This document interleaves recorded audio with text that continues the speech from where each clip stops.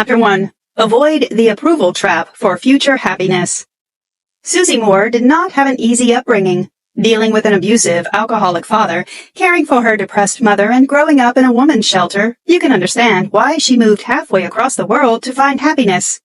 However, she also realized that satisfaction isn't always where you think it's going to be. At 19 years old, Moore married the man she thought she would grow old with, but over time, she realized that they were fatally incompatible. That didn't stop her. She assumed on her wedding day that everything was going to be fine from here on out and that she'd finally reached the point of total happiness. When it didn't work out, she started to feel bad about herself, assuming that she had let everyone down. This is something we all tend to do. It's not the problem that we feel so bad about. It's not the fallout for us. It's what we assume others will think of us due to what has happened. Put simply, we have a constant need for approval from those around us. Becoming concerned with what other people think about you is a fast-track route towards dissatisfaction in life.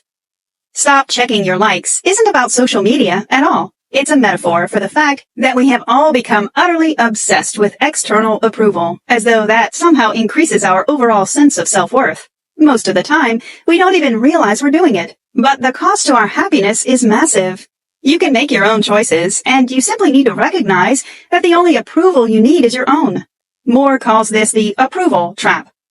For instance, you might really love someone, but you know that your family will never approve because he doesn't have a high-flying job. As a result, you let the relationship slide. Perhaps you want to pursue a career in music, but the fact that your siblings are all doctors means that you feel duty-bound to follow in their footsteps. As a result, you abandon your dream for the approval of your family. Seeking out approval will never lead to happiness. Chapter 2. Forgive your parents' mistakes. They're only human. It's easy to forget that your mother and father are human beings too. They're prone to making mistakes, being selfish at times, or simply making the wrong choices in life. Susie Moore speaks from a place of experience, especially as her father was an alcoholic, and she experienced a lot of upheaval and drama during her childhood. The problem is, our main point of learning as children is from our parents. We don't know any differently, so we assume that everything they tell us and everything they do is right.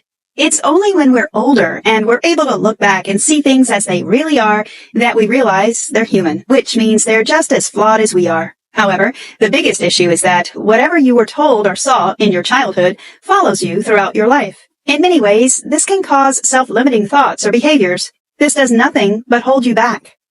Children learn from their parents, assuming that everything they do is right. However, parents are human beings who make mistakes too.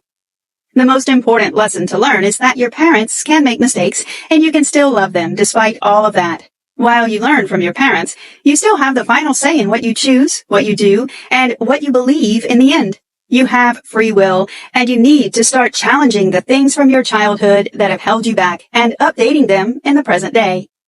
Susie Moore realized in her mid-20s that while she loved her parents very much, she didn't want to have the same kind of life as them. You have to do things differently if you want a different result. You have to change something, otherwise you'll simply repeat the same history cycle over and over again. Start to question some of the strongest beliefs you inherited from your childhood and don't simply accept them as truth. Question what you think and replace the negative thoughts with something new. This opens your life up to an entirely new story, one you can become excited about. Did you know? Any person in authority, teachers, police, and family members, can cause self-limiting beliefs in a child. Chapter 3. You're not the only one who doesn't have a clue. If you assume that everyone around you is entirely in control and knows exactly what they're doing in life, you're very wrong. It's possible to learn as you go and pick up the knowledge and skills you need. Everything you need to succeed in anything you turn your attention to is already within reach. It's easy to assume that the person you see at work who is calm, assured, and has a degree knows what they're doing and never struggles with anything, but the truth is that they struggle as much as you do. A degree might mean that you know things, but it doesn't equip you with everything you're going to encounter in life. Appearances can be misleading, and you never know what they're dealing with in their lives. No one else knows what they're doing either. Ricky Gervais, English comedian. We tend to overestimate everyone around us and assume that they have everything sorted out. We do this because we're deep within our fear cycle. We believe that everything is easier for other people and that everyone else understands life far more than we do. It's not the truth because they're simply thinking the same thing as you. Don't assume that everyone around you knows exactly what they're doing. They don't. A lot of the time, this comes down to something called imposter syndrome. Imposter syndrome occurs when you feel that you don't deserve your successes in life, and you convince yourself that you somehow stumbled upon them by accident. As a result, you assume that you're going to get found out and someone is going to tap you on the shoulder and unmask you as the fraud you believe you are. Imposter syndrome can be highly limiting because it forces you to focus on the negative.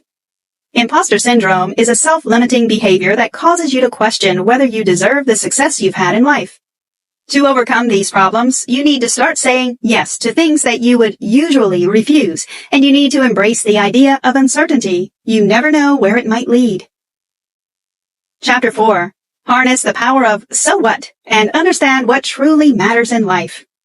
You're always going to encounter situations that cause you sadness, anger, or hurt throughout life. One time, Susie Moore was looking at comments on her YouTube videos when she came across some very nasty remarks about her looks. She was hurt at first, but this then turned to anger. She called a friend and vented her frustrations, but her friend told her, "So what?" "So what?" turned into Moore's new mantra in life. One negative remark doesn't mean that you should throw in the towel and give up. It's just one person's opinion, throwaway comment, or negative thought, and it means nothing. We are not here to judge other people, but most do it anyway. If you encounter this, remember that this reflects them, not you. When you encounter something which upsets you, say, "So what?" and shrug your shoulders. It is probably far less important than you believe it to be in the moment. Putting "so what" into action can be easier said than done, but once it's established in your mind, you'll never look back. If someone says something hurtful to you, say the words, "So what?" in your mind. If you encounter disappointment, say the words. If you don't receive the credit you feel you deserve, say the words.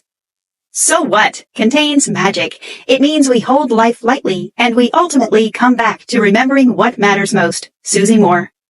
Most people are too absorbed with their own lives to be bothered about what you're doing anyway. We panic that if we fail, other people will look down on us. But what does it matter anyway? It would help if you cared far less about what other people think or believe of you, because most of the time, they don't think or believe anything of any substance.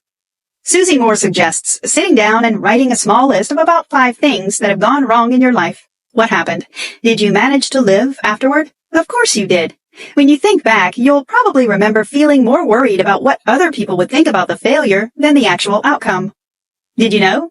There is now an acronym for fear of other people's opinions. FOPO. Chapter 5. Lighten up. Life isn't meant to be taken so seriously. Susie Moore suggests we all throw on a pair of comedy-colored glasses and see the humor in situations rather than the doom and gloom.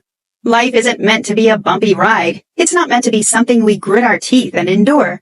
If you choose to allow it to be, life can be a wild and exciting adventure.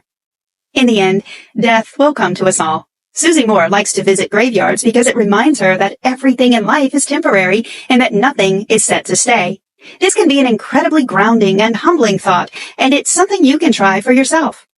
We're all going to die in the end, so why take life so seriously? Lighten up and laugh at the things that challenge you. There are far too many things to become stressed about these days, and stress can be extremely harmful to health. Lighten up, laugh a little more, and force yourself to smile rather than frown. Of course, difficult times will still come because that's life. However, if you try your best to see the brighter side and laugh instead of cry, you'll notice that you overcome tough times far easier. Consider it a form of therapy. Susie Moore also suggests asking yourself, is that a fact, when you have a thought that causes you concern or upset? For instance, you might think, I don't have enough money, but ask yourself, is that a fact? If you've eaten that day and you have a roof over your head, you have enough money. If you think, oh, my body is too big, Moore suggests saying, is that a fact? Too big for what, exactly? Is there a size guide we aren't aware of? Asking yourself, is that a fact, when something bothers you, will help to break down its seriousness in your head and make you realize that it's not that important after all. When you break things down in this way, you start to realize how ridiculous some of the things we obsess about really are. It's far better to count your blessings and acknowledge that you have precisely what you need at that very moment if you look hard enough. Chapter 6. Learn to trust your intuition. Most people focus on logic to guide them towards final decisions, but overlooking that quiet voice within you could be a huge mistake. How many times do you listen to and trust your intuition? This is the wisest part of you. It's a guiding voice that gives you the information you need to overcome problems and to make the right choices in life. Far too many times we ask other people's opinions to help us make choices. But everything you need is already within you. You simply need to tap into that power and trust what it is telling you. Tune into your inner voice and trust it. Your intuition is the only guide you need. Intuition is often called your gut feeling. Can you think of a time when you trusted this gut feeling completely? Perhaps what you felt it was telling you was utterly nonsensical, but you went with it anyway. How did it turn out? You probably found the answer to a question you needed, or maybe it led you towards an opportunity that turned out to be positive for you.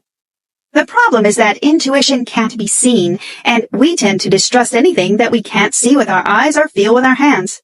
It would help if you started second-guessing everything you think and feel, and you need to stop looking towards other people for the guidance you already have within you.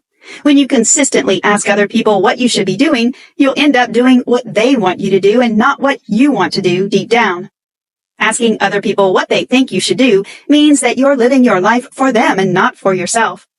When you go with what you want and what you feel, you'll have far fewer regrets when you're old and gray, and you won't look back and wish you'd just listened to that nagging voice telling you to go for it, or not to go for it, as the case may be. Chapter 7. Rejection isn't a full stop. Many people assume that rejection means that whatever you're working toward has to stop. That isn't the case. Rejection is just a road bump. It's not a complete stop. In many cases, rejection can simply be a case of tough love, something to help you learn and reassess how to do something a different way.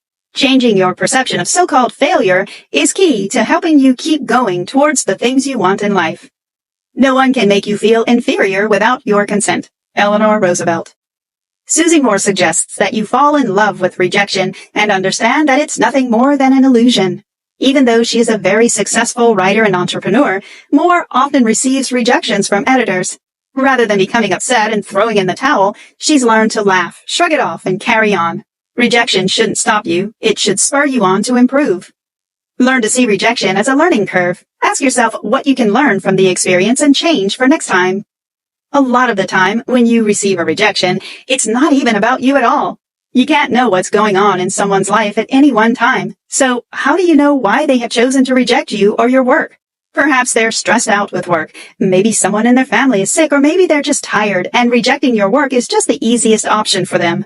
It's not always a reflection on you. Rejection isn't personal. You have no idea what is going on in someone's life that caused them to reject your work. Make a list of a few times in the past when you were rejected and reflect on what happened afterward. Did you learn something from the rejection? Did you manage to find another approach that turned out to be more successful? Learn that rejection is rarely meant as a personal attack and can often be a route towards a more successful outcome. Conclusion. Looking for external appreciation and guidance will cause you to start living someone else's life. You're never going to be happy or fulfilled if you're always doing what other people want you to do.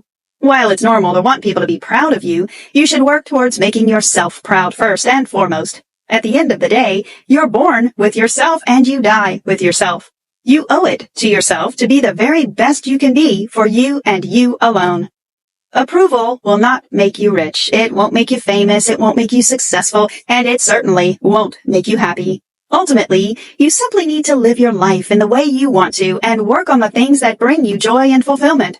By doing that, you'll be happier and more fun to be around for others. We all make mistakes, we all suffer occasionally, and we all endure rejection from time to time, but it's how you view these events in life and how you respond to them which will set you apart. You have to believe in yourself, and the rest will simply fall into place. Try this.